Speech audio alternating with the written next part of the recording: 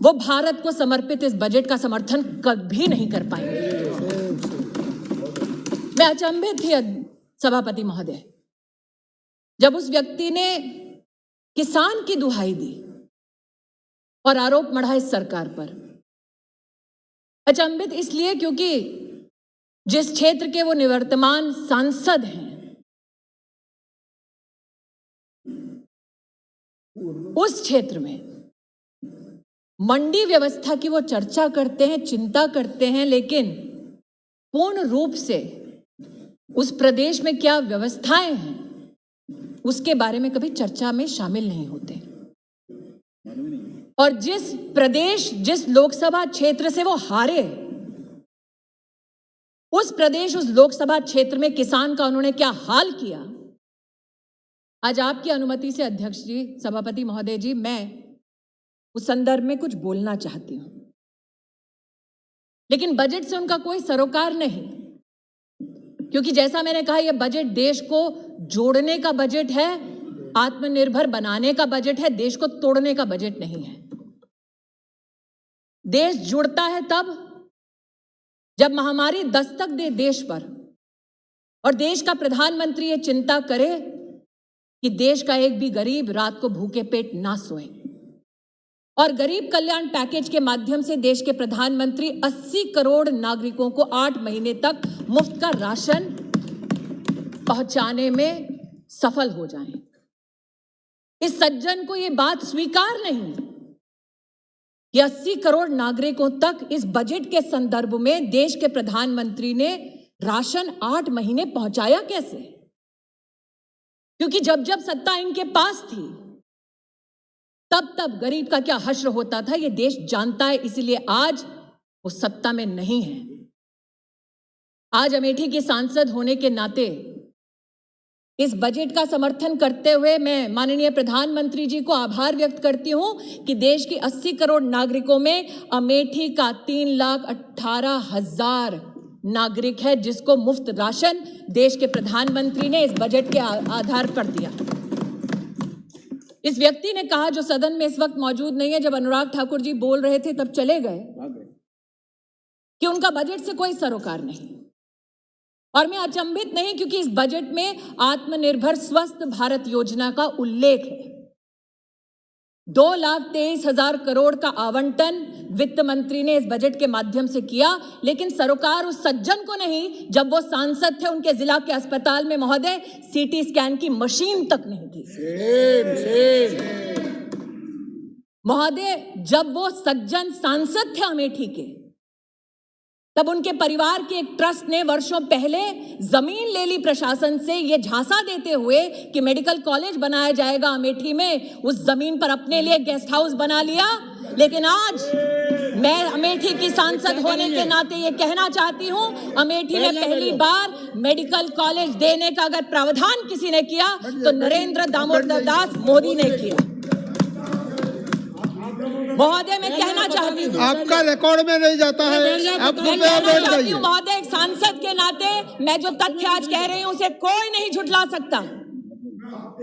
जिस सांसद के रहते अमेठी में एक सीटी स्कैन की जिला अस्पताल में मशीन तक नहीं लगी, सुनने की शक्ति रखो, उस सांसद ने कभी भी इस बात पर चिंतन नहीं किया कि 2010 में अमेठी जिला के सृजन के बाद कलेक्टर का एक ऑफिस तक नहीं बना। महोदय, शिलान्यास अगर कलेक्टर ऑफिस के लिए, अगर आरटीओ ऑफिस के लिए, जिला के अगर फायर स्टेशन के लिए, पुलिस लाइन के लिए, जिला विद्यालय निरीक्षक का कार्यालय उसके लिए, अगर ये सारे शिलान्यास, ये सारे कार्य हुए महोदय, तो उस आवंटन की वजह से हुए जिस बजट को आज पीठ दिखाकर वो व्यक्ति यहां से चले गए।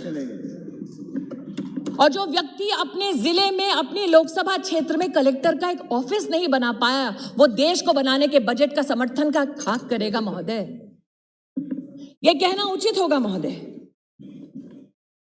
कि इस बजट में जब स्वास्थ्य के आवंटन की मैंने चर्चा की तो मात्र मेडिकल कॉलेज की चर्चा नहीं की सांसद के नाते। मैं ये भी आभार व्यक्त करना चाहती हूं देश की प्रदेश की सरकार को कि 200 बेड का ट्रॉमा सेंटर अगर बना तो भारतीय जनता पार्टी की सरकार द्वारा मेरे गृह क्षेत्र में, मेरी लोकसभा क्षेत्र में बना।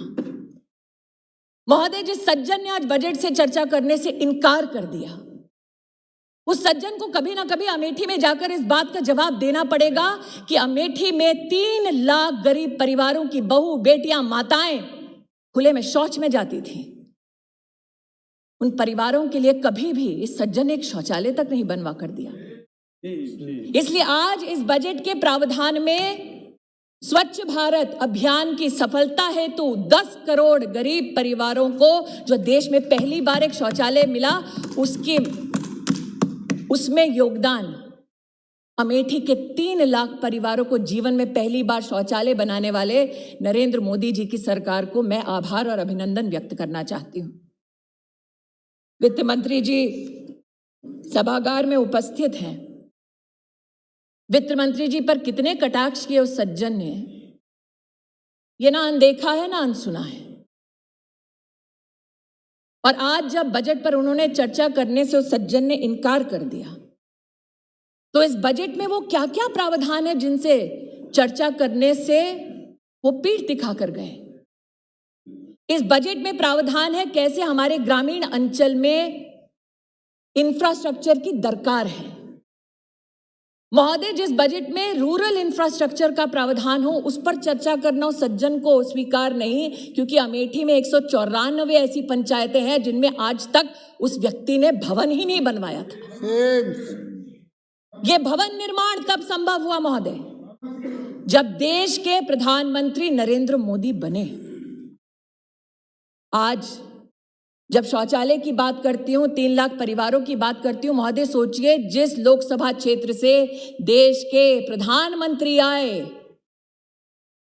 जो सज्जन आज बालहट का यहां पर उदाहरण दे रहे थे, उस लोकसभा क्षेत्र में 680 ऐसे सार्वजनिक स्थल थे महोदय जहां पर जिंदगी में कभी सामुदायिक शौचालय नहीं बना।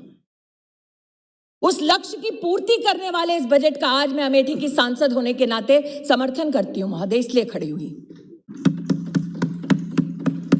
किसान का बार बार उल्लेख करने वाले सज्जन, इन्होंने सदन के बाहर जब प्रेस को संबोधित किया था एक प्रेस कॉन्फ्रेंस में, तो कहा था प्रधानमंत्री को चेतावनी देता हूं कि शहरों में आग लग जाएगी। बार बार देश की कृषि मंत्री ने कहा, साहब बताइए तो वो कौन सा क्लॉज है जिस पर चर्चा करनी है। वो क्लॉज कभी नहीं बताया गया। झूठ बोला गया कि एमएसपी का ऑपरेशन बंद हो जाएगा। वित्त मंत्री ने अपने वित्तीय भाषण में कहा कि एमएसपी की तुलनात्मक क्या क्या आंकड़े हैं। मैं आज कहती हूं, कपास में 2013-14 में मात्र 90 करोड़ की खरीद की यूपीए की सरकार ने। मोदी सरकार ने कपास के अंतर्गत 26,000 करोड़ की खरीद करके दिखाया। और जो सज्जन इस सदन में किसानों की दुहाई देते हैं महोदय, 2013-14 में जब उनकी सरकार थी, इधर भी उधर भी, तब एमएसपी का लाभ मात्र 500 किसानों को मिला एक पूरे गृह क्षेत्र में। एक ऐसा लोकसभा क्षेत्र जिससे 3 जिले जुड़े हैं, वहां पर 500 किसानों को एमएसपी के ऑपरेशन का लाभ दिया इस व्यक्ति ने, जो बजट पे चर्चा नहीं करना चाहता। एग्री इंफ्रा फंड के बारे में वित्त मंत्री जी ने उल्लेख किया।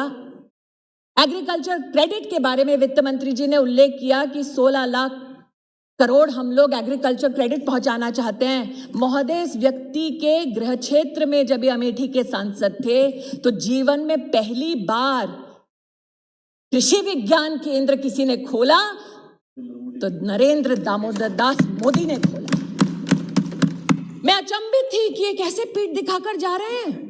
अरे जब ये सांसद थे अमेठी के, तो अमेठी के किसान एकत्रित होकर हमारे कृषि मंत्री से बोले, साहब आज तक खाद की एक रैक नहीं उतरी अमेठी में। खाद की रैक पहली बार गौरीगंज में उतारने वाला अगर कोई था, उसका नाम नरेंद्र दामोदर दास मोदी है। किसानों की दुहाई देते हैं। मैंने बार बार इनसे कहा कि आपने कोहार में किसानों से जमीनें ली ये कहकर कि आप सम्राट साइकिल और नया नया उद्योग बनाएंगे। उद्योग आपने खड़ा नहीं किया, लेकिन आपकी ट्रस्ट ने उस जमीन को खरीद लिया। वो जमीन जो कमर्शियल किसी एंटरप्राइज के लिए था, एक एनजीओ ने खरीद ली। ऐसा कोई बचा नहीं जिसको जायस में, बहादुरपुर के आसपास किसानों से अरे बैठ जाओ, तुम्हें नहीं कुछ बताओ। जमीन ली गई है कहते हुए, हमें ठीक है भी नहीं, तुम बैठ जाओ। जमीन ली गई है कहते हुए बैठ जाओ। ওদিন যা আমি আজকে আপনাকে প্রমাণ দিতে পারি, पता नहीं तुम्हें, আমি প্রমাণ দিতে পারি। कुछ नहीं पता तुम्हें। বলছি আপনি বসুন, আমি বলছি। बैठ जाओ। मंत्री हूँ तो क्या, अमेठी की सांसद भी हूँ। बैठ जाओ। झूठ का पर्दाफाश करने का मेरा भी अधिकार है। अरे पता नहीं, तुम बैठ जाओ। आप बैठ जाइए, कृपया बैठ जाइए। अधीर रंजन जी बैठ जाइए, आप जायज बहादुरपुर आप बैठ में जाइए। किसानों से जमीन ली गई ये कहकर कि महिलाओं के लिए इंटर कॉलेज खोला जाएगा, और इंटर कॉलेज नहीं खोला महोदय।